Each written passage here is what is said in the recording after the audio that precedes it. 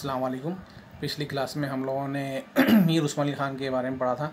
मीर उस्मान अली ख़ान जो है आसिफ जाही दौर के 7वें हुक्मरान थे और इनकी जो पैदाइश थी 16 अप्रैल 1886 ईस्वी में, और 1911 में ये इख्तियार संभाल लेते हैं। आसिफ जाही दौर के हैदराबाद स्टेट के हुक्मरान बने थे, लेकिन 1914 में पूरा इख्तियार इन्होंने अपने हाथ में ले लिया था।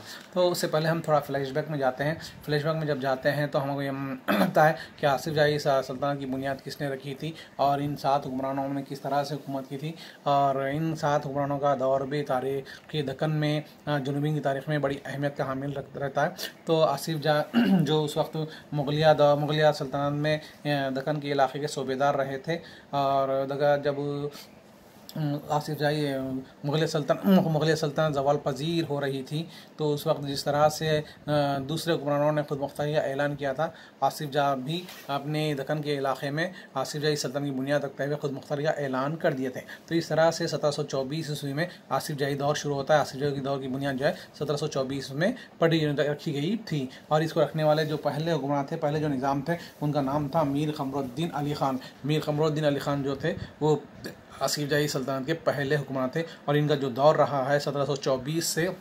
1748 तक रहा है। तो इन्होंने अपने दौर इख्तियार में आसिफ जाही दौर में जो है तकरीबन 3 स्टेटों के इलाके शामिल थे। महाराष्ट्र का भी था, और कर्नाटक के भी इलाके शामिल थे, तेलंगाना के, आंध्रा के और तमिलनाडु के भी इलाके शामिल थे। इन इलाक़ों में यानी कि इस 5 सूबों पर मुश्तमिल ये रियासत थी, और इसमें तमाम ज़बानें बोलने वाले थे। वो उर्दू बोलने वाले थे, तेलुगु बोलने वाले थे, मराठी बोलने वाले थे, और कन्नड़ बोलने वाले थे, मलयालम बोलने वाले थे। ये तमाम ज़बानें बोलने वालों का इलाका था ये आसिफ जाही सल्तनत। तो इनका जो इन्होंने हर शोबे को तरक्की देने के लिए इक़दाम किए थे। तो मीर क़मरुद्दीन को तारीख़ में, दक्कन की तारीख़ में निज़ामुल मुल्क आसिफ जाह अव्वल के नाम से भी जाना जाता है। इसके अलावा औरंगज़ेब ने भी इन्हें खिताब दिया था, और उसके बाद आखिरी बादशाह थे मुग़लिया सल्तनत के मोहम्मद शाह ने भी इन्हें खिताब से नवाजा था। अब उसके बाद मीर क़मरुद्दीन अली ख़ान के बाद इनके साहिबजादे निज़ाम अली ख़ान इक़्तिदार संभालते हैं आसिफ जाही सल्तनत की। तो इनका जो दौर रहा है 1761 तक 1803 ईस्वी तक, 1761 to 1803 तक ये निज़ाम अली ख़ान का दौर रहा है। इनका दौर भी इतना ख़ास तो नहीं रहा, लेकिन ये कहा जाता है कि आसिफ जाही दौर में ये दूसरे बादशाह जो दौर रहा है वो भी बेहतरीन रहा है। लेकिन उसके बाद सिकंदर जाह तक नशीन होते हैं। सिकंदर जो निज़ाम सुगम कहलाते हैं, निज़ाम सुगम के जो नाम था उनका सिकंदर अली ख़ान सिकंदर जाह था। सिकंदर जाह ने हुकूमत की थी। सिकंदर जाह का जो दौर रहा है 1803 था 1829 तक, यानी कि तकरीबन इन्होंने 26 या 25 साल हुकूमत की थी। तो ये जितने भी हुक्मरान गुजरे हैं, 7 हुक्मरान, ये सारे के सारे जो है आसिफ जाही सल्तनत को मुस्तहकम करने को और यहाँ की आवाम को फलाह बहबूदी के लिए काम किए हैं, और यहाँ के तहज़ीब और कल्चर को आगे बढ़ाने में इक़दाम किए हैं। और सिकंदर जाह के बाद उसके बाद नासिरुद्दौला का दौर शुरू होता है। नासिरुद्दौला जो थे वो निज़ाम चहारुम थे। निज़ाम चहारुम इनका जो दौर रहा है 1829 था 1857 तक रहा है। तो जाहिर सी बात 1857 के बाद 1857 में सारे हिंदुस्तान में जो है इनकलाब बर्पा हुआ था, जदोजहद आज़ादी का दौर शुरू हो गया था, और पहली जंग आज़ादी का दौर भी कहा जाता है 1857 को। तो जनूबी हिंद में तब्दीलियाँ हो रही थी, शुमाली हिंद में जो तब्दीलियाँ हो रही थी, शुमाली में इनकलाबात आ रहे थे, और ये अंग्रेज़ी हुकूमत के ख़िलाफ़ इनकलाब बर्पा हो गया था, और जदोजहद आज़ादी के बगल बच गया था, यानी कि जदोजहद आज़ादी के लिए लोग मुत्तहिद होकर इनकलाब बर्पा करना शुरू कर दिए थे। इसलिए 1857 का जो दौर रहा है हिंदुस्तानी तारीख़ में इनकलाबी दौर कहा जाता है, जदोजहद आज़ादी का दौर कहा जाता है। तो चौथे जो बादशाह थे जिसका नाम था नासिरुद्दौला, वो नासिरुद्दौला जो दौर रहा है 1829 था 1857 तक दौर रहा है। तो इनके दौर में भी आसिफ जाही सल्तनत तरक्की करती रही, उरूज पाती रही, और इन्होंने भी तमाम सूबों को, तमाम इलाक़ों को मुस्तहकम किया था, तरक्की दिया था। तो उसके बाद जो है निज़ाम पंजुम का जो दौर रहा है वो अफ़ज़लुद्दौला का दौर रहा है। अफ़ज़लुद्दौला भी आसिफ जाही दौर के अहम हुक्मरानों में शुमार किया जाता है। तो 1857 से 1868 तक इनका दौर रहा है। तकरीबन 10 या 11 साल का दौर रहा है, मुख्तसर दौर रहा है। इनके दौर में कुछ ज़्यादा काम नहीं हुए हैं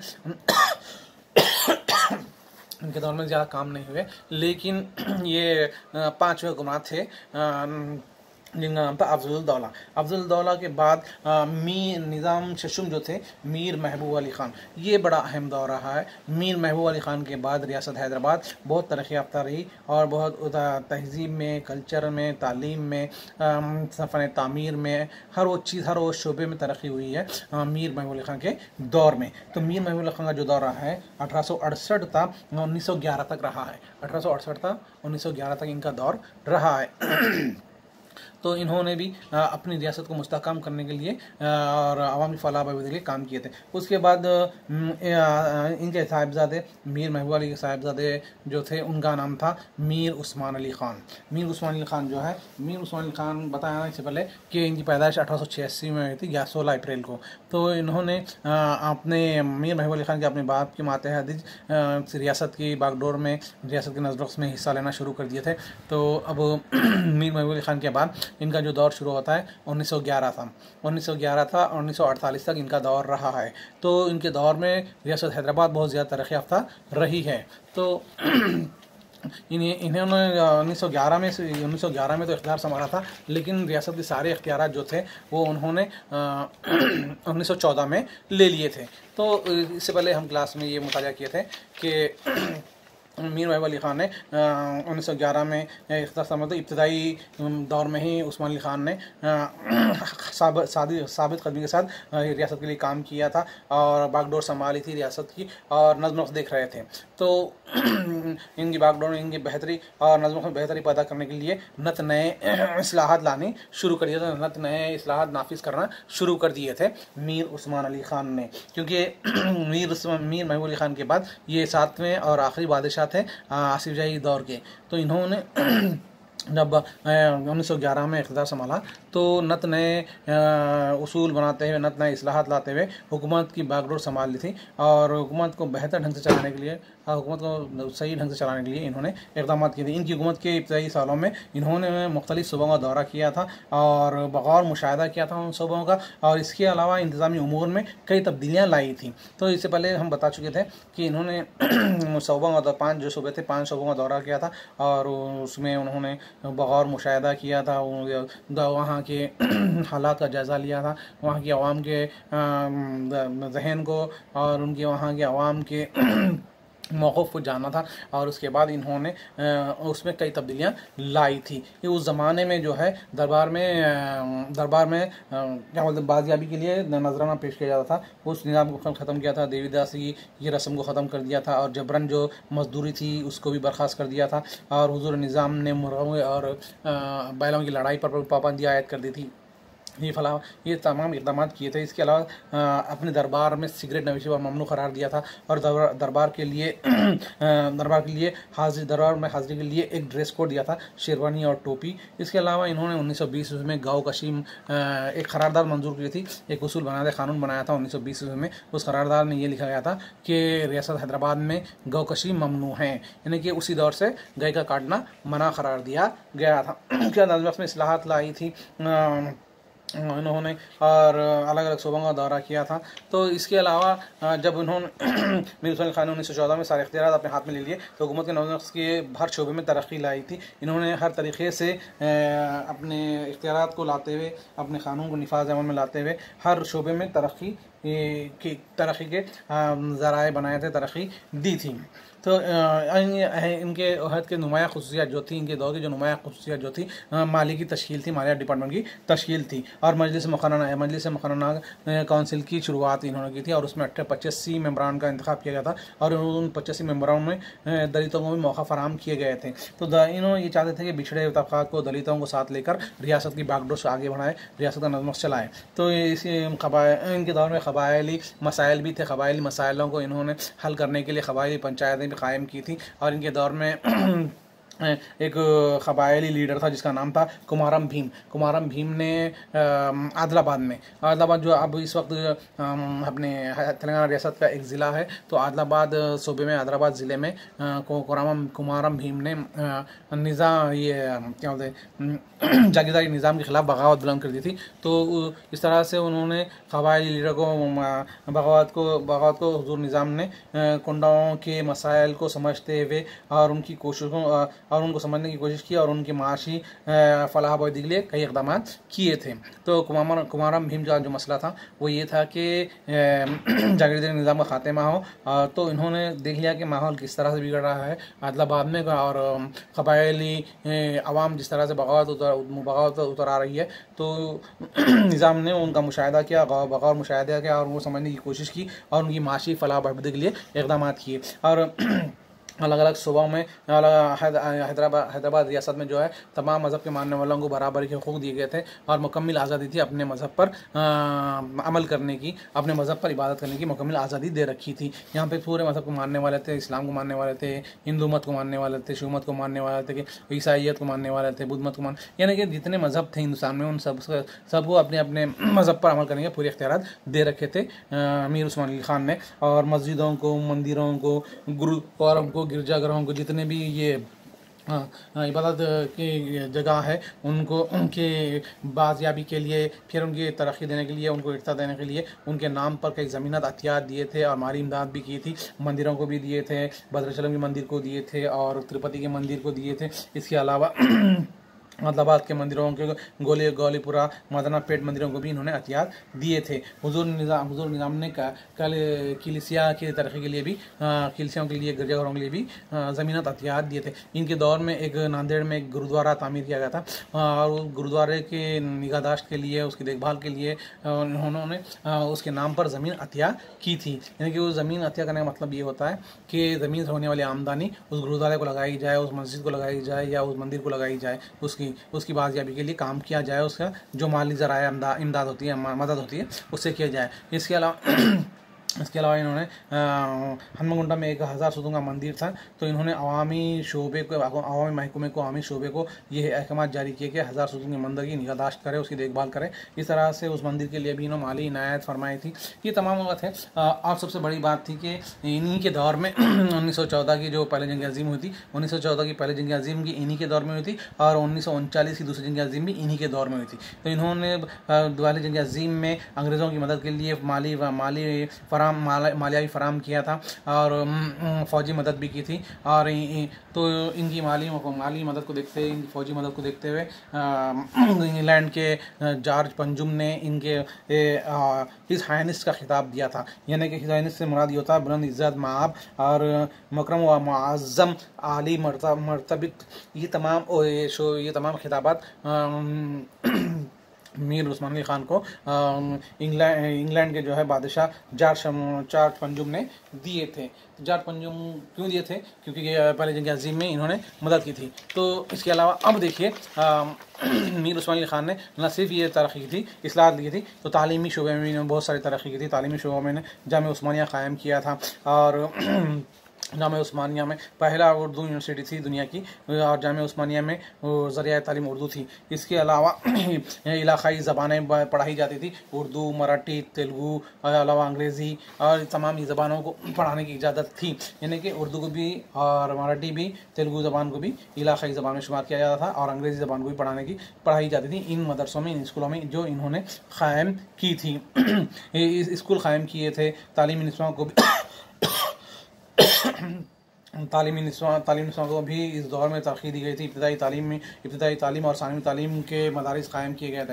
यानी कि तालीम उस दौर में बताया था, इससे पहले कि हम जमात में पढ़े हैं थे कि मजहबी इस्लाही तहक़ीक़ात में औरतों की तालीम को मायूब समझा जाता था, लेकिन निज़ाम ने औरतों की तालीम के लिए, तालीमी निस्वां के लिए मदरसे कायम किए थे। हनुमकुंडा में भी एक मदरसा कायम किया था इन्होंने ख़वातीन के लिए, बच्चियों के लिए। और इसके अलावा इब्तिदाई तालीम और सानवी तालीम के मदारिस भी कायम किए थे।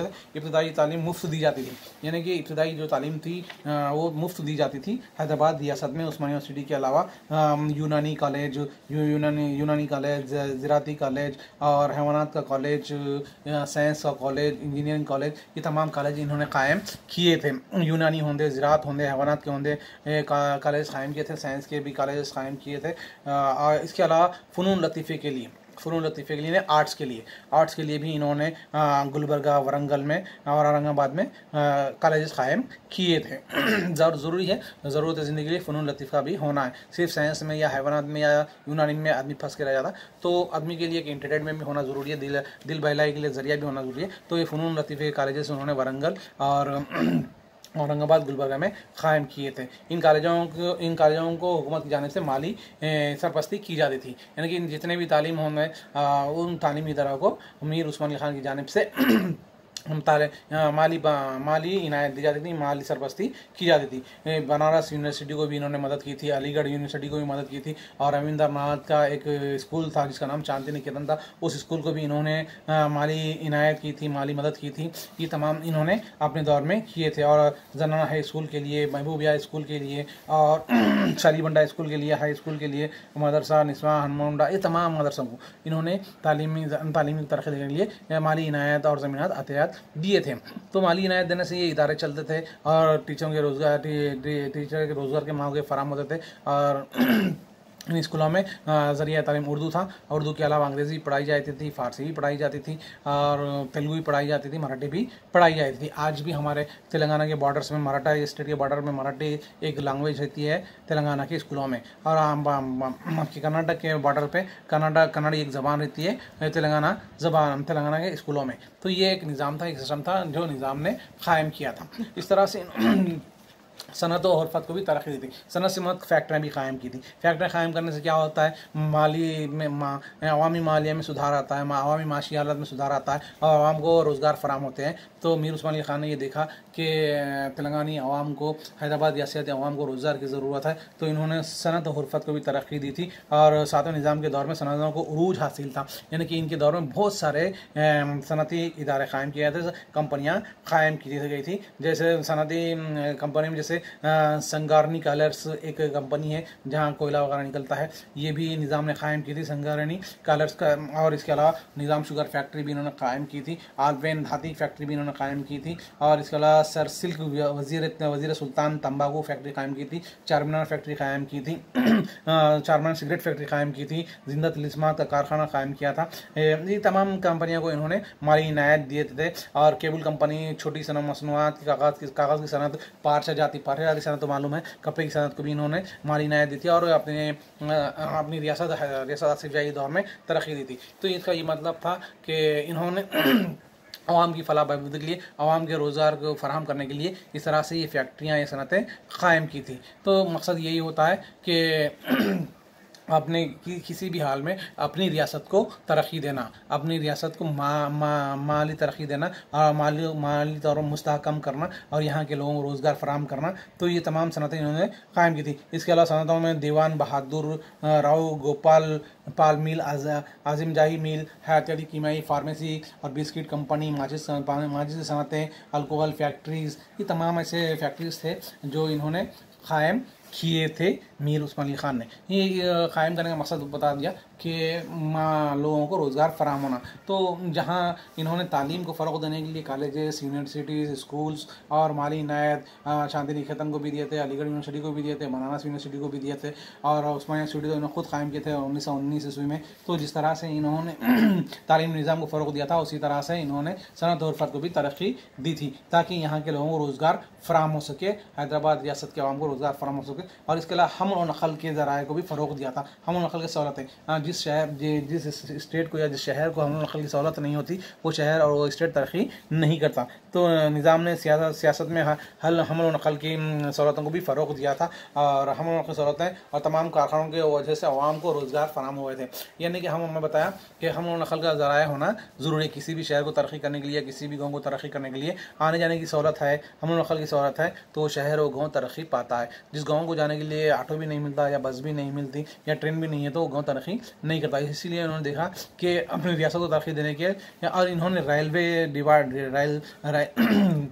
रॉयल शोबे को भी तरक्की दी थी। और इनके खुद की एक हवाई कंपनी थी, हवाई कंपनी यानी हवाई जहाज़ के बेगमपेट एयरपोर्ट इन्होंने कायम की थी, निज़ाम ने ही, यानी कि हवाई अड्डे भी इन्होंने कायम किए थे, ताकि बैरूनी मुल्क से आने वालों को भी सहूलत हो सके, और यहाँ तिजारत के मौके फराहम हो सके, यहाँ की तिजारत को फ़रोग़ हो सके। तो इस तरह से इन्होंने हर वो शोबे को तरक्की दी थी।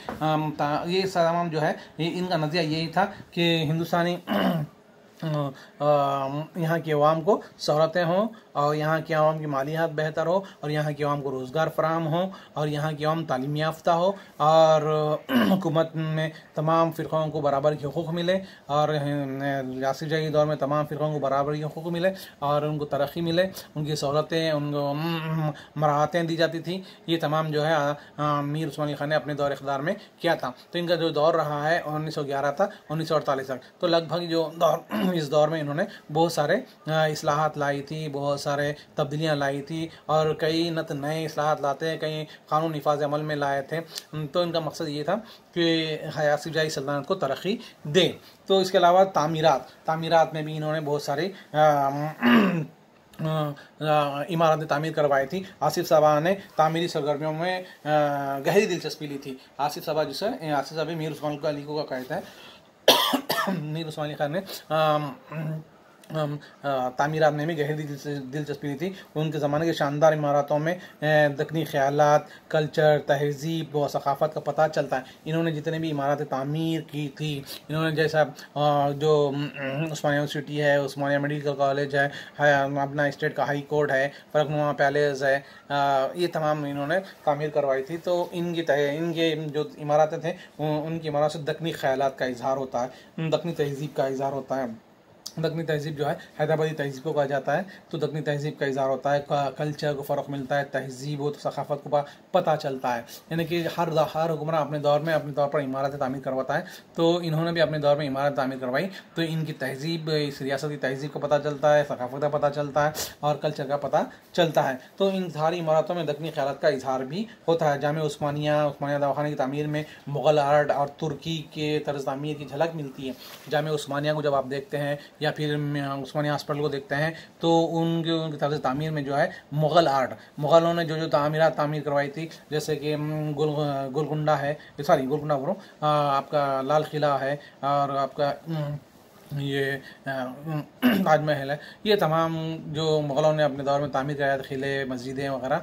तो उस्मानिया यूनिवर्सिटी में और जामे उस्मानिया में और उस्मानिया हॉस्पिटल में ये मुग़ल आर्ट की तामीर की झलक भी मिलती है और तुर्की की तामीर की झलक भी मिलती है। तो इसके अलावा हाई कोर्ट की इमारत में जो है हिंदुस्तानी और तुर्की के आर्ट का हसीन इम्तिज़ाज मिलता है। यानी कि जब हम हाई कोर्ट को देखते हैं तो हाई कोर्ट के तामीरात में भी हिंदुस्तानी तामीर की झलकती। हिंदुस्तानी तामीर के अलावा तुर्की की झलक भी देखने को मिलती है। यूँ कहा जा सकता है कि इन्होंने तामीरात में तुर्की के तर्ज़ तामीर को और हिंदुस्तानी तर्ज़ तामीर को और मुग़ल आर्ट को भी शामिल किया था। इनकी जितने भी तामीरात हैं, इनकी जितने भी इमारतें हैं, जब गौर करते हैं तो इनमें अब गौर तलब ये बात होती है कि हिंदुस्तान के ख़यालात भी झलकते हैं, तुर्की के ख़यालात भी झलकते हैं। हिंदुस्तान के तर्ज़ तामीर के असरात भी देखने को मिलते हैं, तुर्की के तर्ज़ तामीर के असरात भी देखने को मिलते हैं। यानी कि उन्होंने तुर्की की इमारतों से मुतासिर होकर भी यहाँ की इमारत तामीर करवाई थी और मुग़ल आर्ट से मुतासिर होकर भी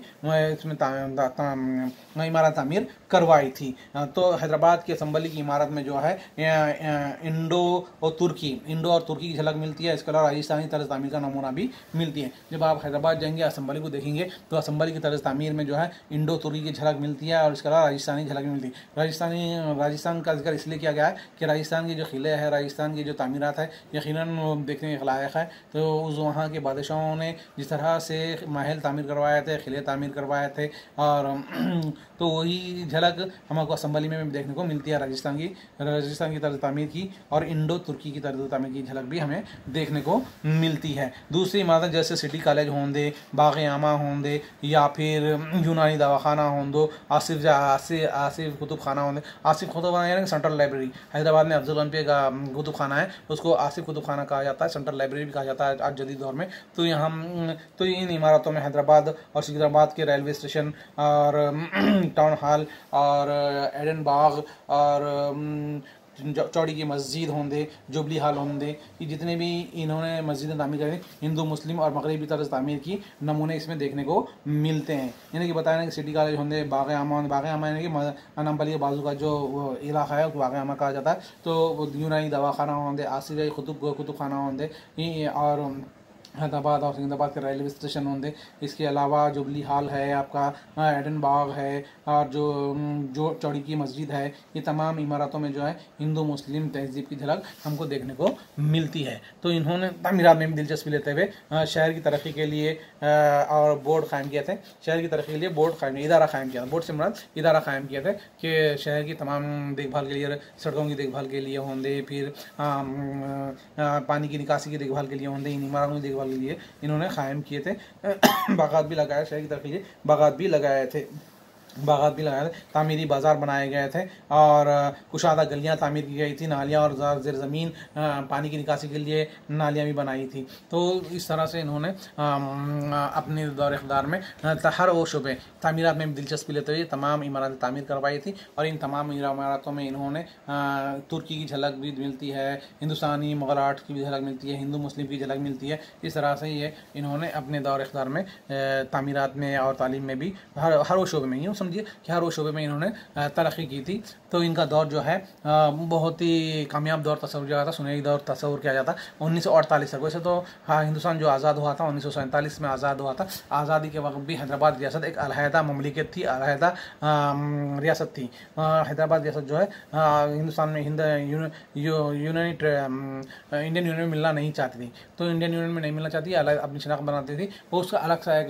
हिस्ट्री है, किस तरह से हैदराबाद रियासत को इंडियन यूनियन में शामिल किया गया है, और किस तरह से निज़ाम ने अपनी रियासत को हिंदुस्तान में शामिल करने के लिए राज़ी हो गए, ये अलग से तारीख़ है। लेकिन इनका जो 48 का जो दौर रहा है काबिल तारीफ़ रहा है। इन्होंने हर उस शोबे में ज़िंदगी की हर उस शोबे को तरक्की दी थी। अल्लाह हाफिज़।